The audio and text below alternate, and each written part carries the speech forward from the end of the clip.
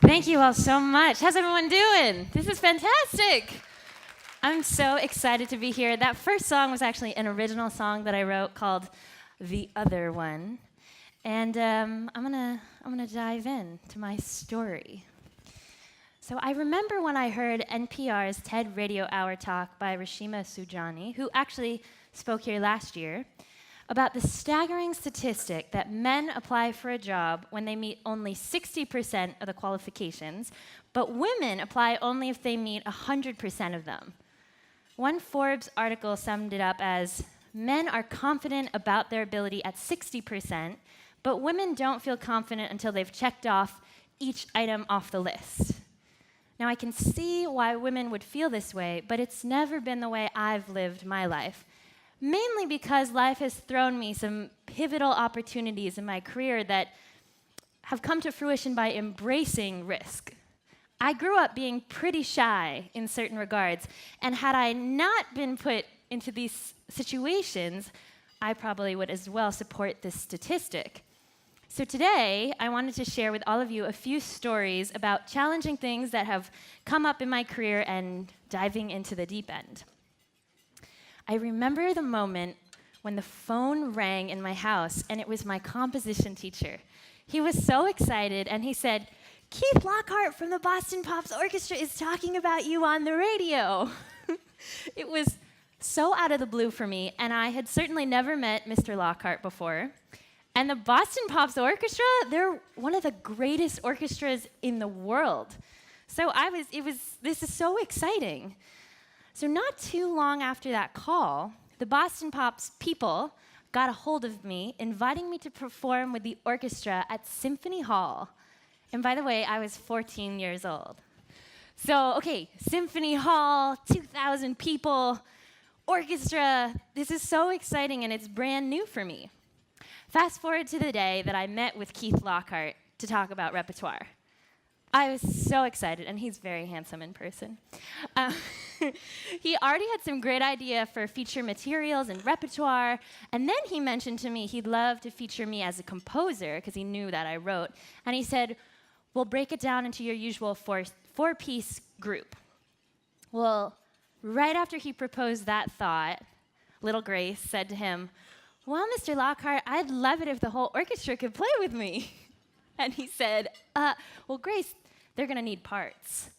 To which I replied, "Well, do you think I could write the parts?" And I think this is the part that he looked at me like I had four heads. And he said, "Have you ever done that before?" I said, "No."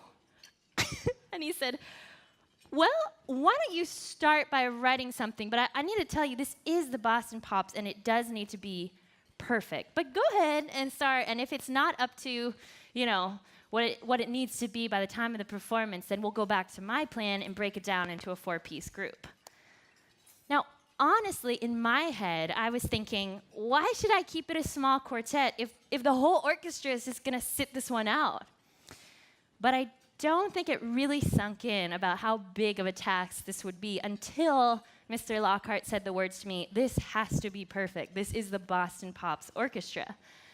I mean, this is like cooking for a giant group of people, and say Anthony Bourdain's sitting at the table, and the only thing you've cooked before is macaroni and cheese for 4 people. So the next six weeks were filled with nothing but orchestration books, guidance from my composition teacher, and my head nearly exploding. There was excitement in learning so much new information, but to be quite honest with you, it was daunting because I was in this crazy time crunch, and there were plenty of moments where I was just so close to giving it all up. But in the back of my head, I kept thinking, hey, what is the worst that could happen? The worst that could happen, like Mr. Lockhart had said, is we'd break it down into a 4-piece group. So with that in mind, I persevered, and I had amazing cheerleaders behind me, my parents and my composition teacher. So 6 weeks later, a cabin-fevered Grace, 40 pages, and a week before the concert, and I meet with Mr. Lockhart, and he looks through my score. Now, this is the moment of yay or nay, and I've been working my butt off. And he looks at me and he looks at the score and he says, "This looks good. Let's try it next week." Okay, well, next week rolls around. We're at Symphony Hall getting ready for dress rehearsal, and this would be the first time that I'd hear my score played with real instruments, because up to this point I've only heard it as MIDI computer sounds. So I am so freaking nervous, and my heart is in my chest, and I am just praying that this is not going to sound like complete mush. And the good news is, it didn't. I will even go on to say it was pretty darn good for my debut orchestration. You can see our picture here. So we performed the next 2 nights at Symphony Hall for 2,000 people each night, and I was in absolute musical heaven. I think it's so easy to get hung up on perfection. The idea of knowing exactly how to do something and telling oneself, "I'm not ready, this is way too big." I often, very often, get hung up on the details as well, but I learned from this experience about jumping in and just learning on the go, because there never will be a perfect time to start. But as long as you just start, you'll figure it out, and you're one step closer. When I was 16 years old, a couple years later, I made a trip to New York City with my family. And there was a big concert happening at the Apollo Theater. It was a jazz concert. The woman who was producing the show said she could get me in and get me backstage, so I was super excited. Well, last minute, found out that the show was completely sold out and she couldn't get me in. So I was quite disappointed. But my family and I changed course, and we decided to go eat at Roth's Steakhouse, which is a very casual steakhouse in Midtown. So there was a great piano trio playing in the corner, and they were a friend of a friend, and the pianist said to me, "Hey, why don't you come sit in?" So I played the first set with them, super, super fun. And then he said, "We're going to take a break. Why don't you come back for the second set and play with us some more if you're down? And by the way, we have a trumpeter who's going to join us." So I was delighted. And so I'm playing the second set. There's no trumpeter in sight. And then in the middle of my solo, I open my eyes, and in the back door walks none other than Wynton Marsalis. Yeah, so my jaw, I have to keep my jaw together because I'm playing, but I want to drop it. And Wynton walks in with his son, and there's 10 people at Roth's Steakhouse, and they seem so much more interested in eating their steaks than Wynton Marsalis. So anyways, he takes his trumpet out, and we start jamming together. And I'm thinking in the back of my head, that's the trumpeter you were referring to? Oh my God. And we play a second set, and it's so fun, and it's incredibly pinch me surreal. Well, a few weeks later, my father gets a call from Wynton's people asking if I'd be his special guest with his orchestra at Rose Hall in New York City for 3 nights. There we are. Okay, so that's us at Roth's Steakhouse. And then here we are. This is at Rose Hall. And then that led him to ask if I'd join a whole cast of legendary musicians to celebrate Obama's first inauguration at the Kennedy Center. What an opportunity. I am so excited. I'm sweating. I'm terrified. I remember the weeks leading up to the performance, and I'm an anxious mess. I knew I was so excited about it, but at the same time, there was just this feeling of dread in my gut because I was so nervous. So the day rolls around, the who's who of jazz is there. I find out I'm playing a song with the Dave Brubeck, the legendary pianist, and it's just all pretty crazy. Performance time rolls around, my heart is beating up in my throat until the moment that I step on stage. Something magical always happens the minute that I'm on stage.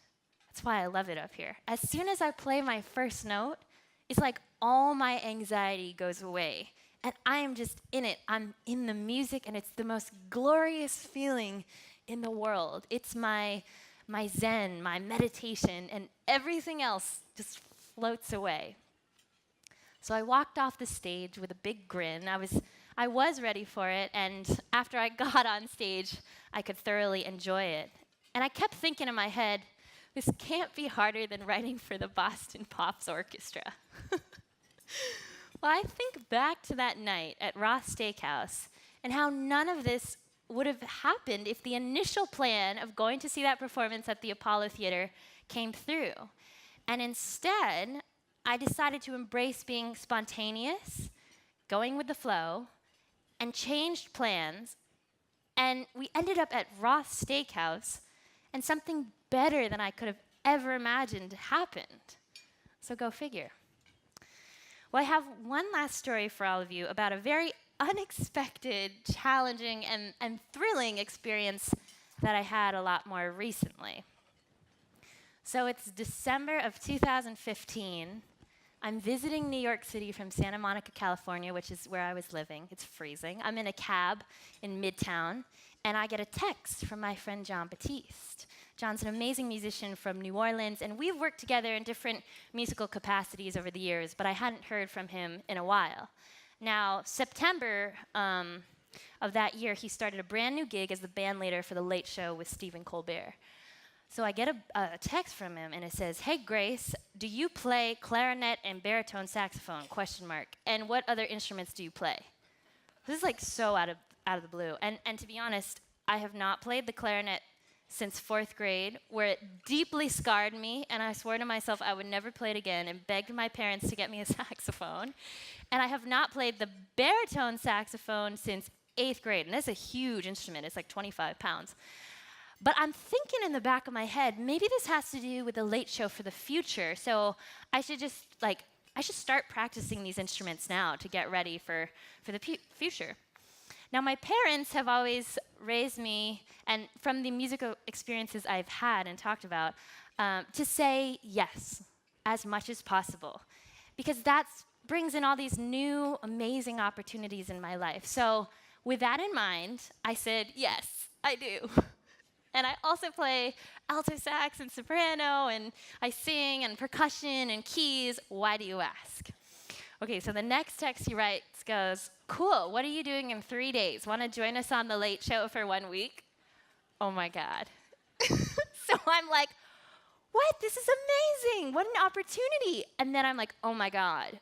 I just told him I played instruments that I don't play. And 3 days? Are you kidding me?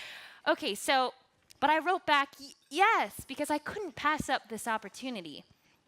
So, next thing, try to prepare. Now, he didn't tell me any music we would be playing. He didn't say, I'll send you some PDFs, none of that. So I had no idea. It was just show up on Monday. Also, I didn't have the horns. I told you it was a really quick trip. So I called Yamaha Instruments. I've been endorsing their horns for the last year. And they said, Grace, take a deep breath. This is fantastic. We'll get you in the studio tomorrow, and we'll hook you up with all of the horns. Okay, cool.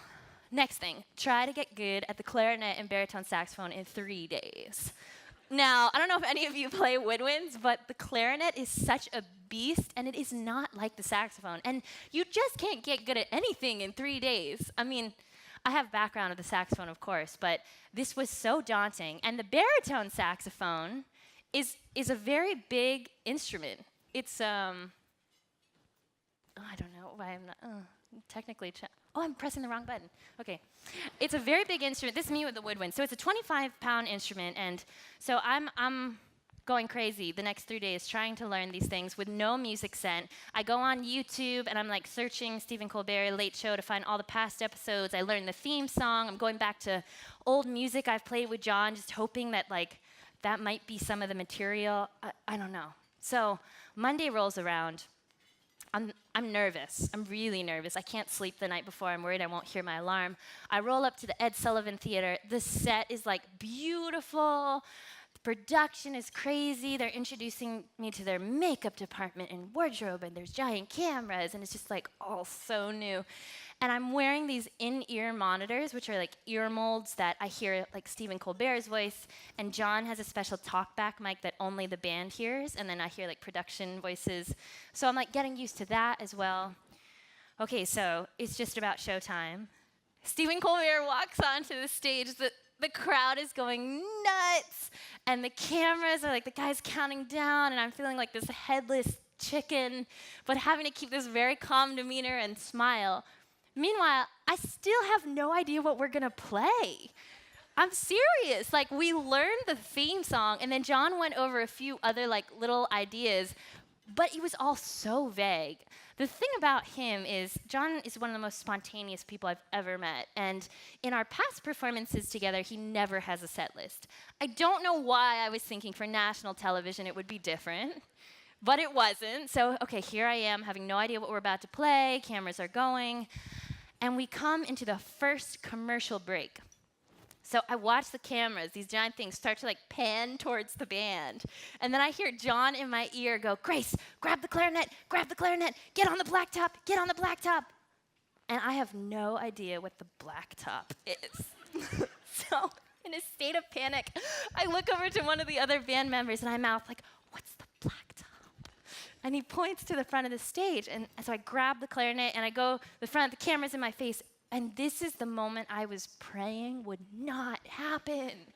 I was really hoping that John would just forget that I play the clarinet and just let me play the saxophone. But there I am, and in that moment, all I could do was take a deep breath, jump in, and say, "You got it, you got this." And so I played.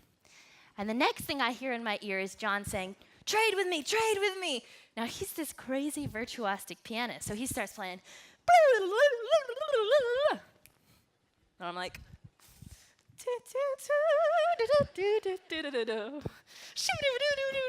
oh my God. So somehow we got through it. It's all kind of a haze to me. And and after the performance, I had all the band and the production crew, they're all coming up to me saying, "That was incredible, what a great solo. We didn't know you played all these instruments." And that 1 week stint turned into an incredible 6 months with the band. Oh, thank you. And I got better at the clarinet and baritone. So, our brains are so powerful. And in that moment of jumping in and soloing on a foreign instrument, it would have been so easy to prepare for the worst, to give up before even trying, and to let my nerves get the best of me. Well, there have been studies done about groups of athletes and musicians who rehearse their moves in their heads before, and it being just as effective as the group who go through the actual physical motions. So in that moment of jumping in, the decision to succeed before I even played my solo was probably just as important as physically playing it. What do they say? They say, fake it till you make it. Now, what you don't know, and that I've never said publicly before, is that I used to deal with a lot of anxiety. In my quiet space, I developed self-inflicting pain habits, and my minor OCD became more obsessive. And it was silent pain, nobody else could see it. And on stage, I could still be who I truly was, but inside, I was really battling this terrible mind game. I remember back in high school when I was part of these all-star, invite-only music programs, hundreds would apply and only 12 of us would get in. Excitement came with it, but I also got my first glimpse into the gossip and the put-downs that would float around the music world, and especially among my peers. And I honestly don't think any of us enjoy being in that vulnerable state, but to a 14-year-old girl who was surrounded by all dudes, this hit extra hard. I've always been a super happy person, and I love to bring good vibes wherever I go. So this period where negative energy started to eat away at me, and all of a sudden, I was noticing this artistic bubble of everybody saying, it's all about me, and I'm so much better than them. Why did they get that? And that was just never natural for me. I knew from experiences I had with performing live and from my mentors that encouragement and positivity were things that I resonated with. But man, I battled with these thoughts. I battled with the thoughts of others tearing each other down instead of lifting each other up. And the more I thought about competition and scarcity, the worse my anxiety and OCD would become. But the moments I was truly at peace was when I was on stage making music or burying my head in an orchestration book. That was when I was utterly captivated and curious and content.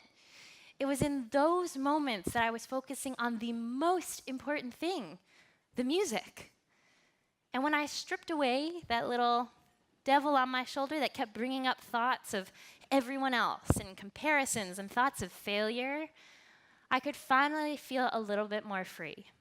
And I realized if I could just do this for myself, if I could be 100% into the music and do the very best I could do in that moment, I could be proud of myself. Because after all, the music is so much bigger than all of us as individuals.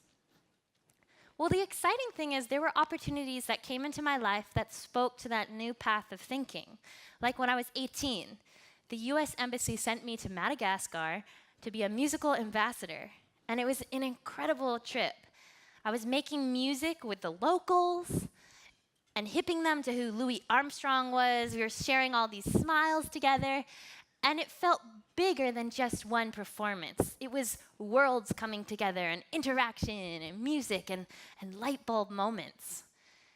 Well, fast forward to this past year, and I was gifted with another incredible opportunity with a lot of those feelings. I was asked to perform at an annual gala for a nonprofit called She's the First. I met the co-founder years ago when I was a winner for Glamour magazine's Top 10 College Women. She's the First is an amazing nonprofit that supports girls' education all around the world, especially low-income countries. Well, when they asked me to be their featured performer, I dove a lot deeper into what they do, and I was so inspired. I was inspired by the lives that they had directly touched and how every day this core team would go to work for others, and they would give. Their positive change was undeniable, and all I knew was that I wanted to be a part of that. I write songs about people and events and things that inspire me. And so a song flew out of me, and I called it She's the First. I got a team of wonderful producers to produce it with me, and then gifted them the song, saying that all the proceeds would go directly to their scholarship. Well, then we made a beautiful music video featuring a lot of their girls, and suddenly they were the ones moved to tears. I've always believed that music is such a powerful medium. Ever since I was 7 years old, this is me at the piano writing my first song, I told myself it was my mission to have my music reach as many people as possible and for it to be a healing tool. This is me at 10, my first recital. Couldn't hold the sax. And then I was singing. This is the first time in the studio, writing songs and playing saxophone. But I truly believe that. I believe music is this incredible vibrational force, and it brings us all together. We sing songs in celebration, we sing songs in despair, and sometimes when we don't have the words to speak it, we can still sing it and get our emotion across. So all of a sudden, this song, She's the First, was reaching even more people than the organization, and messages were coming in. Some from girls around the globe who were singing the song every day as they walked to school. They used it as their anthem, and through all the hardships they were facing. I had a message from someone saying it was her 5K marathon song run, and she played it as she crossed the finish line. Others telling me it was the song on repeat that helped them get through the election. And with every message that came in, it brought so much joy to my heart. And a very interesting thing happened. I had a very subconscious shift, and I realized my anxiety and pain habits and OCD were at an all-time low, and I was feeling great. And I was realizing that if I can just follow my bliss and bring that positive change with the gift that I was born with, then I can feel more at ease. And it was by focusing on the outside world, the bigger world outside of myself, that ultimately gave me that divine inspiration and insight. Well, I've learned to say yes and then figure it out. And I welcome openness and flexibility into my life. And I try to think, what's the worst that can happen, instead of, this may not work out. And to rock it with confidence, because I know I got over the hump before, so I can do it again. And I'm learning that it's a good thing to be uncomfortable, because that means that growth is happening. But most importantly, I'm learning to define success for myself. We live in a world that's obsessed with the number of Facebook likes that you get. But my real success is following my bliss, giving 100%, being in the music, and all those other things, awards, fame, money, adoration. Well, that's a byproduct of doing something that I love and hopefully do well. I'm mindful every day of scarcity and fear, and I really try to focus those thoughts instead on my own uniqueness and positivity. I've got my own thing. Suddenly, I'm not the one chasing the fad. I want to be the one creating it with my own ideas. There's no other Grace Kelly. Well, I love her. So I just wanted to say to all of you today to follow your bliss. Find your inspiration. Find that thing that just lights you up. And the next time a monumental opportunity comes around that you think you're not ready for, you think, I need more time, I just don't know, I urge you to just take another second and consider it and say yes. Maybe you're not ready for it, but say yes, because I bet you are. And the word impossible does spell out I'm possible. And you may just surprise yourself. Thank you guys so much for listening. I'll be outside later today, and I'm excited to meet all of you inspiring people. So I hope those are some helpful words, and thank you.